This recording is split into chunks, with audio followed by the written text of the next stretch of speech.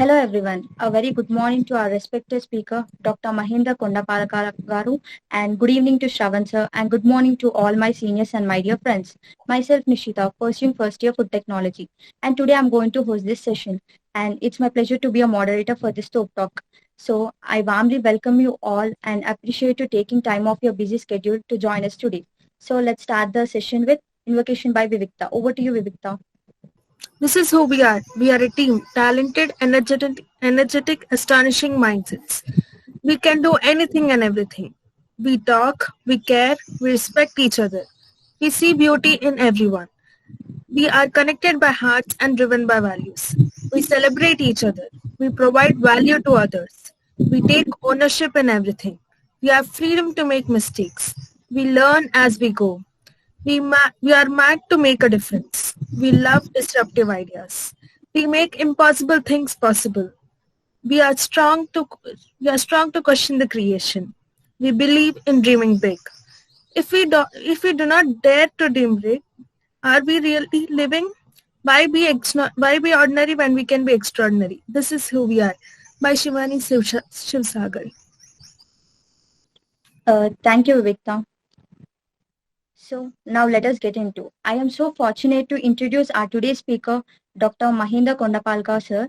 So sir is an ideal-oriented entrepreneur, agripreneur, mentor, and a growth maker. And sir is the founder of CEO and Biz Brand Solutions Private Limited. And sir started his career in marketing in the year 2000 and working with extremely large and small companies across a variety of industries to all the way in media and entertainment industry. Sir picked up the nonsense and the importance of each industry and sector. In 2007, as an entrepreneur, he forayed into in-film advertising and movie promotion, providing end-to-end entertainment, marketing services for some of Telugu film industry's top grossers. In 2014, in 2014, Sir started working on business model by integrating issues like sustainability with grassroots participation. And in 2017, Sir has founded Green Bliss Agro, a brand dedicated to agribusiness consulting, and also promoting the usage of biological inputs for the development of natural farming. And in mid 2018, Sir wanted to prove the theory that entrepreneurship can be taught, leadership persistence and innovation can be part of curriculum. And currently, Sir is mentoring around 100 plus FPOs across Telangana and Andhra Pradesh states and working with 50,000 plus farmers for transforming. And also, Sir is rewarded as Hyderabad Green Future Leadership Award in 2017 and recognized as 50th most impactful green leaders in 2018 and also achieved Telangana Green Future Leadership Award in 2018 and Kshatriya Gaurav Award Startup Ecosystem Enabler for the year 2019.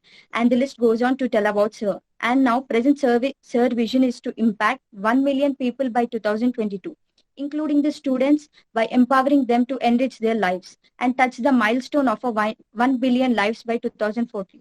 Oh my God, it sounds really amazing, right? So I think everybody is pretty excited to interact, sir. So why let's interact. First, I would like to start with the questionnaire. So, sir, my question is, like you said, you want to impact 1 billion lives across the globe. So how will you define it and what impact you to do that? Can you tell us, sir? Yeah, a very good morning to all. You all are Topes here, so all Topes. Very good morning and very good evening, Shravan. And thank you for the opportunity, and thank you Nishita and Vivikta for the introduction.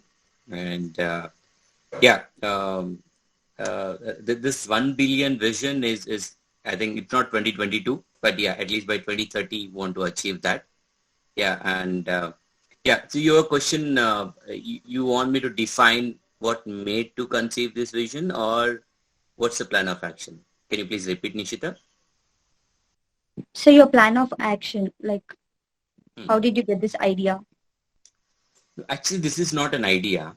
Rather, I believe in few tools, something like Ikigai of Japanese thing. Okay, and since I started working from the year 2000, so this 2 decades, I have evolved personally and professionally, and then was actually searching with my inner self, and then it's more of a retrospection or self-evaluation, what you call. Okay, so in this process, so it takes time actually. This is an evolution process. So the evolution is that, okay, I have to align to a fact that I'm here for a purpose. So identifying, understanding my purpose, and keeping that as an epicenter, and weaving the activities around it is something what I could able to figure out, fortunately.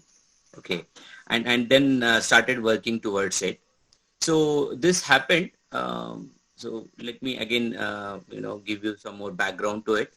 That I became an entrepreneur at the age of 10 actually. So I started taking care of my family business, and that's how my introduction happened to entrepreneurship.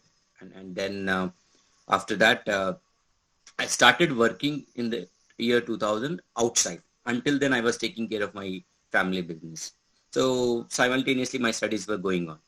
So that's how it happened. All my schooling and college and even the post-graduation and the PhD, it occurred simultaneously along with the work. So yeah, so in this aspect, entrepreneurship is one thing which was constant all across. Because I'm an entrepreneur from last 15 years. So that's there as a backbone to my thought process. And then so I have understood that, okay, this activities, whatever I'm doing, there should be a macro. So there's a micro and macro. So I wanted to get into the macro first to figure out and prepare a canvas for my activities. So that I could able to do.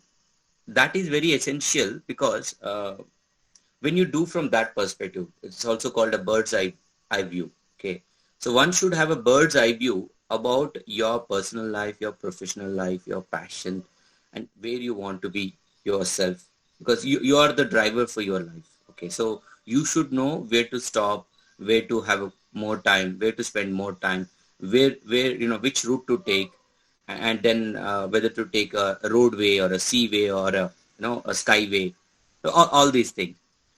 So in that perspective, I have identified, okay, my skill set is communication. So whatever it is, my core strength is communication. And then I'm using my communication to market something.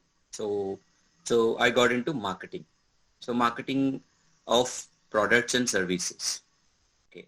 And then got into glorifying this products and services, which is also called as branding.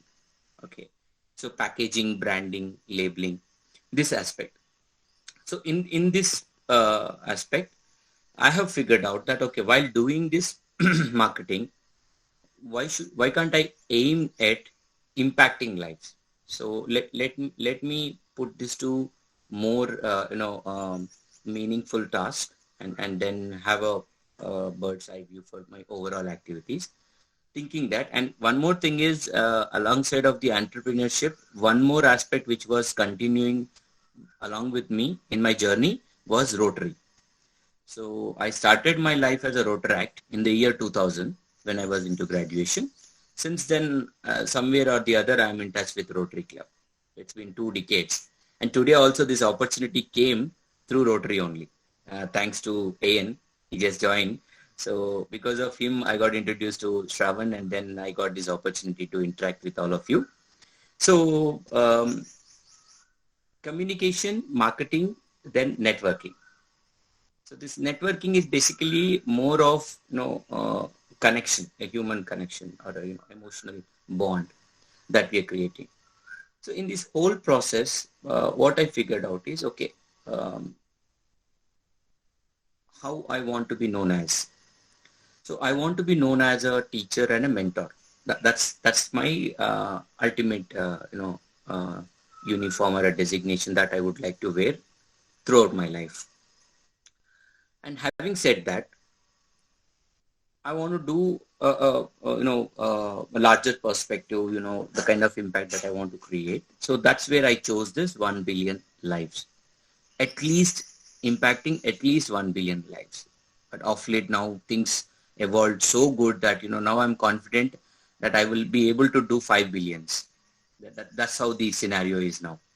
So in this aspect, I chose 5 elements. Okay, the 5 elements. One is the environment, where working on the sustainability, renewable resources and all that. The second is entrepreneurship development.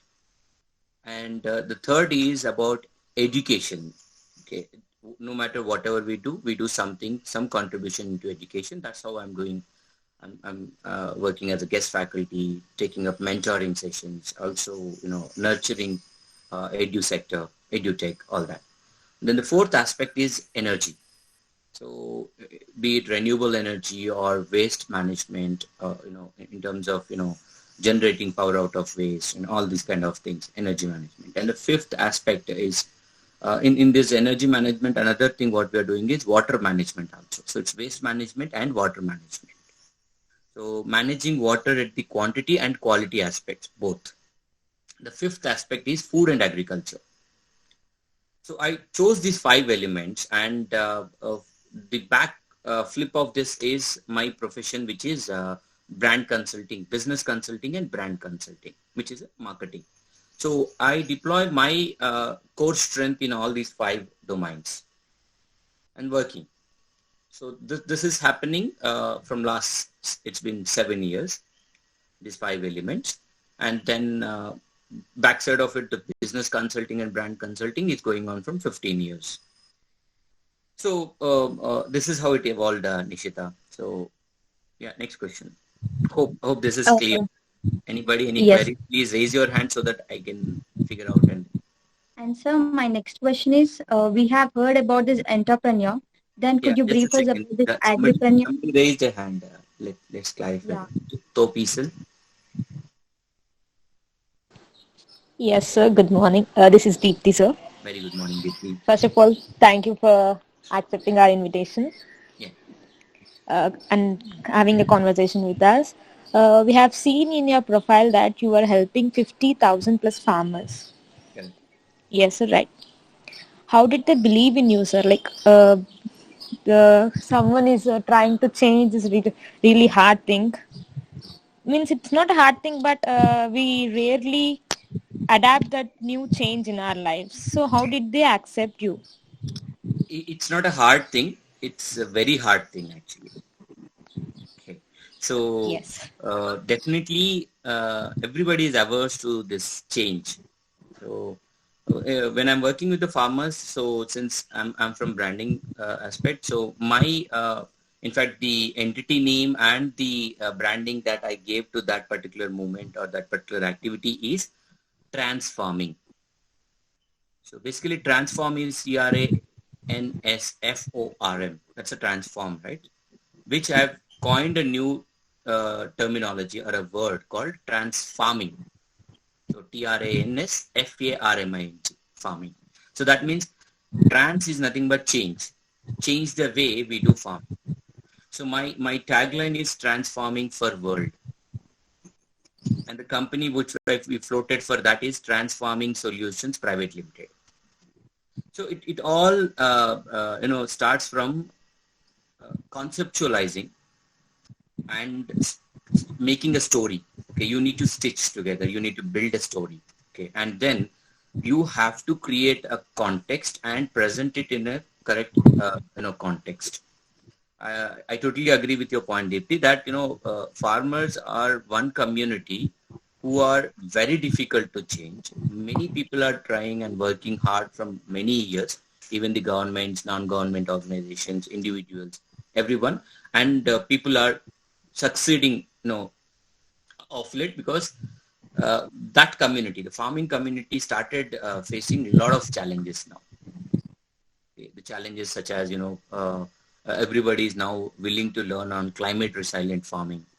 Okay, people would like to understand how to conserve and preserve resources such as soil and then the water, okay, and the environment aspect. So when we talk about helping the farmers, rather than helping the farmers, I would say that I'm working along with the farmers. So I would like to put it in that way. So I'm working along with the farmers to achieve this transforming. And in that process, what we are trying to do is, first and foremost thing is minimizing the cost. So it's about the reduction in cost of production. Okay. Because a penny saved is a penny earned. So now everywhere farmers are struggling in terms of income. So income is one thing which is a candy for them. Now, how to achieve that, betterment or enhancement in the income? So everything starts from there. So the first most thing what we are working on is, minimizing the cost and reduction in the cost. That means whatever they save, that's kind of a earning. Then what we are doing, we are taking up certain interventions which will enhance the quality and the quantity of the produce. So one side there is a reduction in the production cost, and another side there is an enhancement in the production, both quantity wise and quality wise. So with this, we are achieving year-on-year growth of 25 to 30%, with which there is a possibility that we can double their income in the span of 3 years. So when we started working on this and started building use case studies, right? Because seeing is believing. So we started creating those, use case studies. And that's how farmers started believing it. And now we are, going on like, and this year we will be achieving a mark of 1 lakh farmers. That's really great, sir. Thank you, Deepti. I hope this is clarified. Yes, sir. Thank you, sir. Yeah. So my next question is, we heard about this entrepreneurship, but could you brief us about this agripreneur? Okay. So entrepreneurship is nothing but you are first of all beginning an activity with a plan. You are in a driving seat, and then you are leading the overall process. And this entrepreneurship can be put into any sector. There are different sectors, right? Like education, and then your healthcare, then you have retail. Like that, there are many sectors. So similarly, there is a sector called agriculture, isn't it? So entrepreneurship in agriculture is nothing but agripreneurship, as simple as such. Similarly, entrepreneurship in education domain is called edupreneur. It's just a prefix. You just prefix the domain name to the entrepreneurship. That's it. Yes, sir. And to further add a couple of words to it is, okay, what is agripreneur is the activity what you're doing, you're treating that as an agri-business entity. Even farming, you should perceive it as an agri-business entity. Only then it will work. If you just take it as a plain farming, right, you will not be able to achieve considerable or substantial results. That's how it has been happening in many of the spaces and many of the locations. Even the people. I don't want to do a negative talk, but thing is, there's a kind of a soft corner or a sympathy that has been created about farmers and farming. That's a very bad thing actually. Okay, because like any other activity, farming is an activity that should be perceived as an activity, and on top of it, it should be perceived as an agri-business entity. So the way you operate your business entities, similarly, you should operate your farming activity as well. Then definitely you will see results in that, because you will focus on cost cutting. You will focus on cost effective methods. You will focus on there are many people working for you, so you will focus on not failing in your activity because there are so many families dependent on you. It's not just your own family. So when that kind of responsibility and accountability, is implanted, right, amongst the community of farming, then, then you will see that, okay, it is evolving into as any other, commercial business sector. And agripreneurship is all about that. So you need to perceive farming as a business entity. It's open session for asking questions. Please raise your hands if you have any question. We'll go with Nikhil, I think. Nikhil, now, please ask your question. Yes. Thank you, Mahinder Garu, for accepting our invitation and coming forward to tell about the things and all. And when you mentioned about the education thing and every energy and the way you explained, we were able to correlate things because we have been concentrating on different ideas and all since we started ESEL. The question what I have is like maybe some kind of thought to me. Like you mentioned that you concentrated on 5 things and 2 of them were sustainability and the other one is on energy.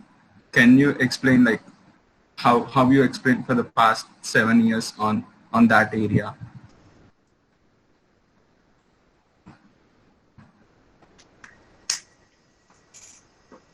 Right, Nikhil. So we started from the sustainability. The first step taken was getting into renewable energy solutions. So we chose solar is one aspect in the year 2014 I'm talking about. We started from there.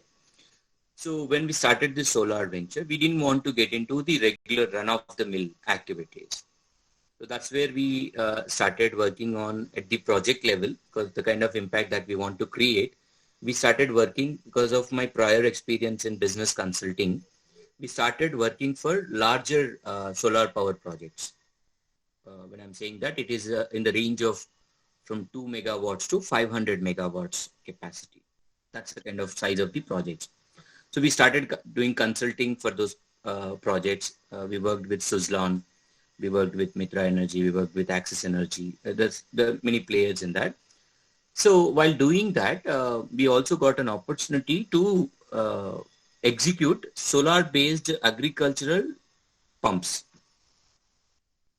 This was an opportunity which came into us, and then we executed this particular thing in the region of Srikakulam. So Srikakulam, then Visakhapatnam and Vijayanagaram, which is also considered as agency areas. There is a block called Ranasthalam, Mandalam. Okay. So there we have executed these agricultural pump sets. And the farmers were literally treating us like gods, because I was physically there into the field, observing, understanding what is a pain point, and also observing how the execution is going on. So they were literally treating us like gods, because for them, access to power was a luxury. That is when we have realized that, okay, let's focus fully onto this domain called agriculture.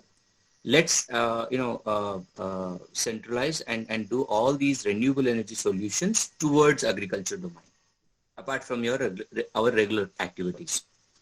So that's where we started working and interacting with many of the entities, right from CII to the research institutions, and to the institutions such as IIT Bombay, IIT Madras, IIT Hyderabad, IIT Kharagpur, IIT Kanpur, IISc Bangalore. Okay, all these institutions we have gone to check what kind of research work is going on for agriculture domain across these institutions. So there we stuck with IIT Kharagpur. There the alumni of IIT Kharagpur were developing a solar-based cold storages. Because agriculture is suffering because, as I mentioned earlier, the farmers were not considering it as an agribusiness entity. Because if you consider it as an agribusiness entity, you will look for more and more growth in it. For example, if you are doing a crop this season, you will immediately think about what kind of crop you should choose for the next season, so that can yield you more revenues and more income. So that means I'm talking about stepping towards commercial agriculture. Okay. So the farmers were not getting into commercial agriculture because the ecosystem was not built around. Ecosystem I'm talking about, for example, if they want to get into commercial agriculture, so first and foremost thing that they need is access to the information. So access to information about the various methods how to grow, various methods how to sustain that, various methods how to cut down on the cost. So this particular ecosystem was not built around them, which was not accessible or available to them. That was one aspect. The second aspect, the most pressing issue in commercial agriculture is post-harvest management, because you are dealing with high-value crops, which are highly perishable crops. So post-harvest management was a major challenge. That's where we thought of, starting with this post-harvest technology, which is a solar-based cold storage. So we have joined hands with those alumni of IIT Kharagpur, and we have worked and evolved. We see wherever we involve, we do a co-creation. So we join hands with the developer of the technology and we co-create. So we have co-created that and introduced that technology and started, bringing those, I would say, one is the reduction in wastage, and two is the enhancement in the income. So then that was doing good. So then we got into solar dryer, solar conduction dryer, solar ripening chamber, and then various other interventions. So while doing this, we also got an opportunity to work on solar thermal energy, and then hybrid energy, which is wind and solar thermal, or solar and solar thermal. It's like that. And then we also worked in waste management. So we have installed one plant near Siddipet. That's again in Raitu Bazaar of Siddipet, where the waste from the Raitu Bazaar, that's fruits and vegetable waste, using anaerobic method, there are various methods in that. Using anaerobic method, we are converting that waste into a biogas. And further, we are generating energy or power using the biogas. It's very simple. The way you use your diesel generators to generate power, there your fuel is diesel. So here you have a special gensets called biogensets, where the fuel is biogas. So you're cutting down on the fossil fuels. And the beauty is, apart from generating energy or a power out of that, there is a byproduct in it. And the byproduct is an organic slurry. It comes in a slurry form, which is very rich in nitrogen or nitrate and potassium, which is very good for your soil fortification. So it is working in both the ways. So that's how the renew, and now we got interventions which are solar based, such as solar based rice mill, solar based millet mill, solar based dal mill, solar based flour mill, solar based sprayers for agriculture. Now solar based, in fact, we are also doing greenhouse solar based hydroponic units for fodder for the livestock or cattle. So this is how we are doing. And what we also started implementing and following is the SDGs, the UN Sustainable Development Goals. So out of 17 Sustainable Development Goals, we are adhering to 12 SDGs. So we are now doing activities around these 12 Sustainable Development Goals actually. And in this aspect, we are also working or mitigating on climate change. And we are also working on regenerative agriculture, which is very, very important. And we have also did a research and figured out few methods where we can conserve soil as well as water. So now we could able to achieve 50% conservation of water while growing crops like paddy.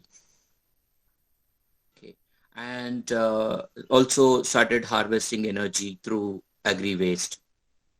Okay, so there are many things. In fact, whatever activity we take up, there is a sustainability aspect in it. For example, we have implemented soil testing centers across 50 centers out of this 100 FPOs what you guys are talking about. So far 50 centers are established, another 50 are under construction now. I think by end of this quarter we will have 100 soil testing centers. And the vision is that by end of this year, we will have 500 soil testing centers. Okay. Why the soil testing center? Is through soil testing alone, you can actually fulfill 4 SDGs. because everything starts from soil. So it's, whatever you grow, everything starts from soil. So there itself, we are mitigating 4 SDGs.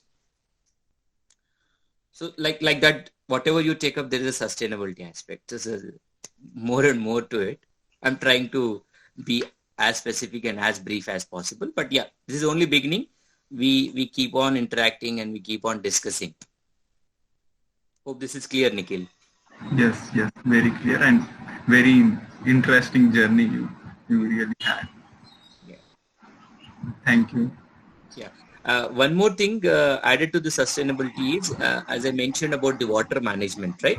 So we have a team, we are working from last 6 years about this innovation or invention, that, you have all water testing, or rather I can say smart water meters. You all heard about smart water meters, right? So what is smart water meter? A water meter which actually measures how much you are consuming. So it's a quantification of water. So we have designed, this is an innovation which I can proudly say. So we have designed a self-power generating intelligent water meter. So basically, world across, whichever smart water meter you take up, this requires power to operate. And for them, the source of the power is either the battery powered or the solar powered or the AC power that they were using. Okay, with which there were certain limitations. Limitations are, since you have a very limited access to power, you are not able to do a real-time analysis, a real-time data reading.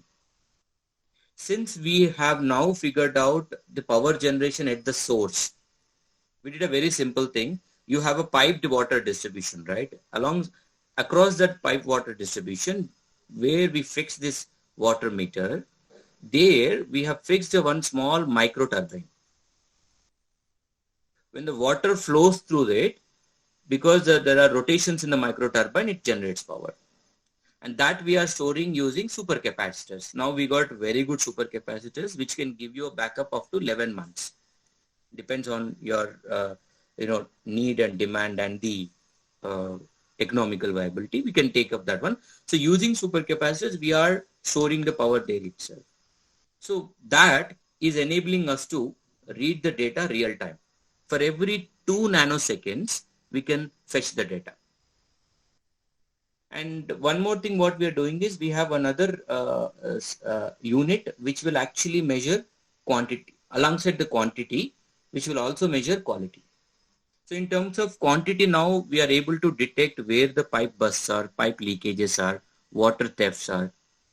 And we can build a complete water command center which can give a very robust predictive analytics, where you can be more proactive in terms of wastage of water. Because we all should know, there is one term in actually this particular business of water. There's one term called NRW, non-revenue water. Means across the potable water, the water which is not yielding any revenue.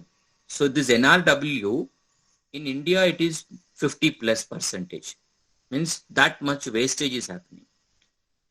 In developed countries like Europe, it is 28%. In developed countries like US, it is 24%. So imagine what the kind of wastage happening. So, and in terms of quality also, we are giving, the regular parameters such as your TDS, EC, pH, and also the hard metals such as arsenic, nitrates, and even the, fluoride, these details. So this is where again we are working now. We are shortlisted by JJM, so the Jal Jeevan Mission, which is founded by Government of India. So the Government of India is now working on implementing this potable water across all the 6,64,000 villages of our country. And they chose certain timeline and they have formed this body called Jal Jeevan Mission. So across the country, Jal Jeevan Mission has shortlisted 10 companies to do this project. So they have shortlisted 10 companies to work on the prototype. And we are one amongst those 10 companies. And now we are working with 25 pilot villages to implement this. So That's again another sustainability aspect, activity we are doing, right? Nice. To add to it, actually, when we were working on some water related thing like purification kind of thing, and I got an idea like we have pipes in every home, right? So why can't we have small turbines or motors kind of thing where rotation energy can be converted into electric energy?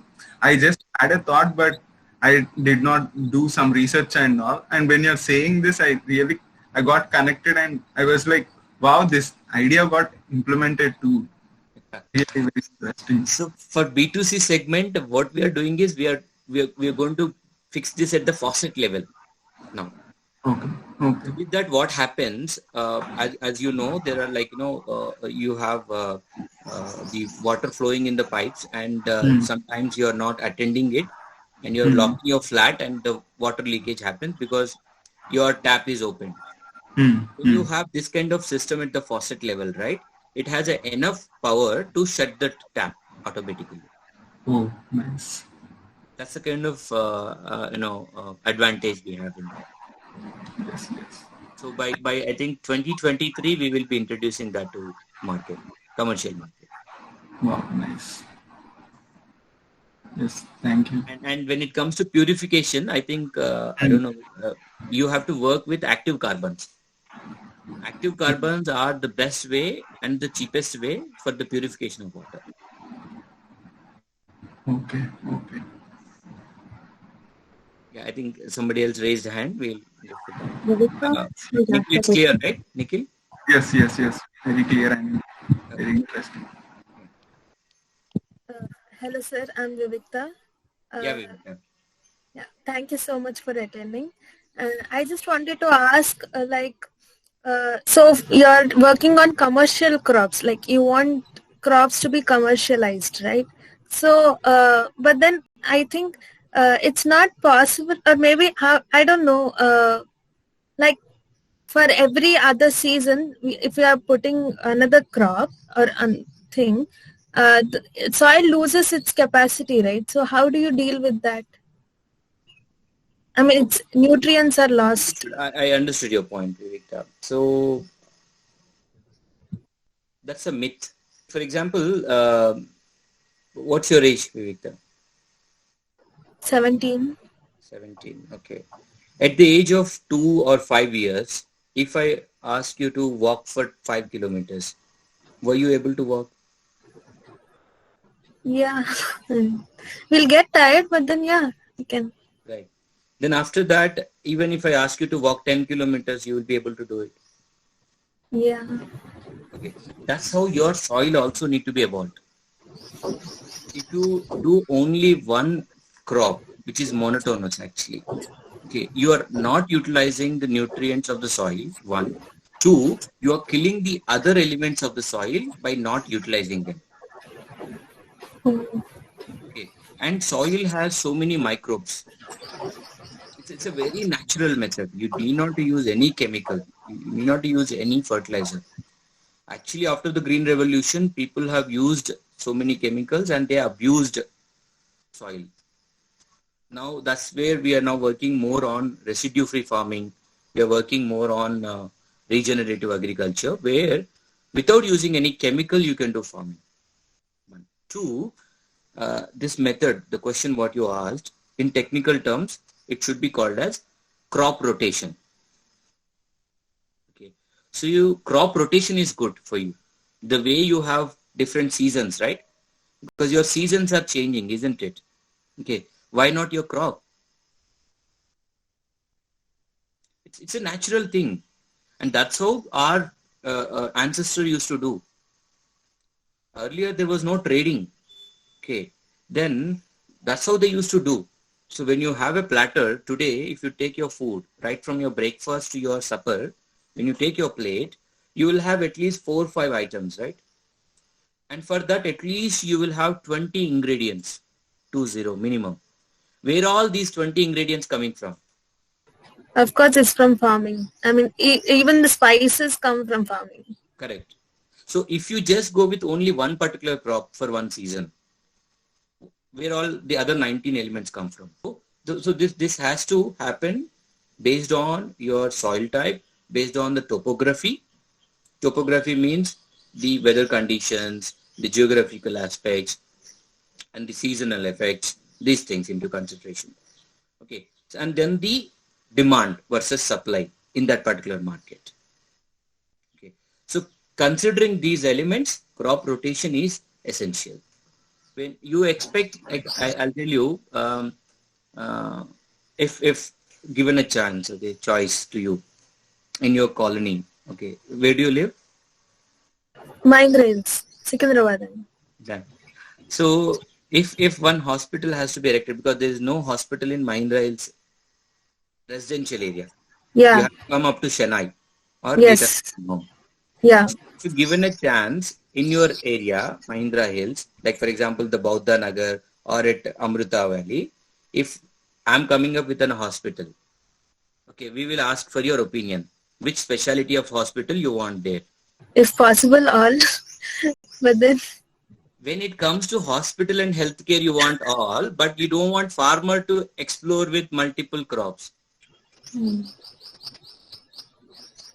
understand the logic? yeah, yeah. Yes, sir.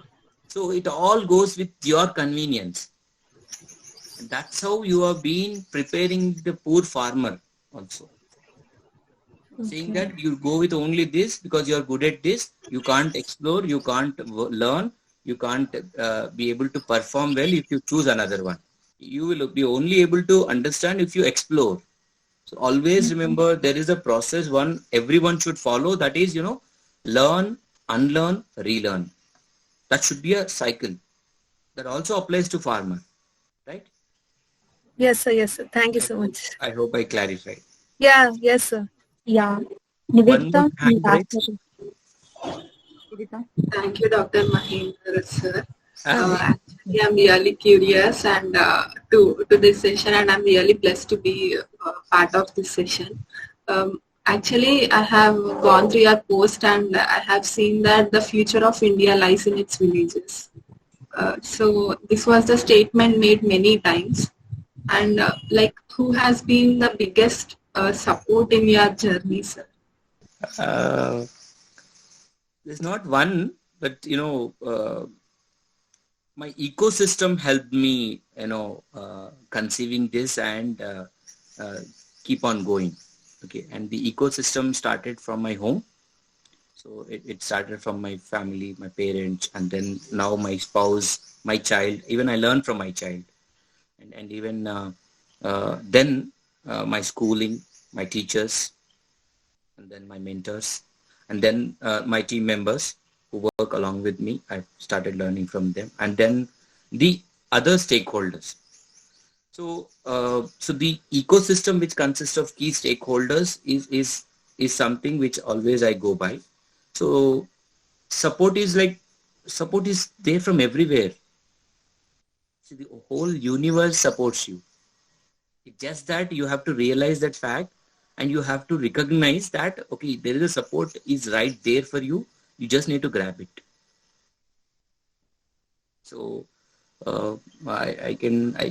this is occasion to quote Mr. Paulo Coelho. You know Paulo Coelho, right? So Paulo Coelho once said that when you dream for something, right? When you conspire, so whole universe would like to will conspire to or help you to achieve that.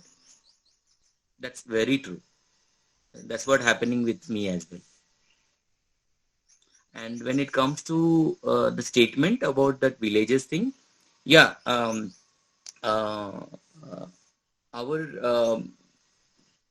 in fact, the very well branded personality in India is Mahatma Gandhi. There's no biggest brand than that, actually. Okay, and he started, in fact, a few elements. So for him, one is the we're talking about the villages aspect. Okay, and that's where he started saying that we should focus on getting progress from village centric.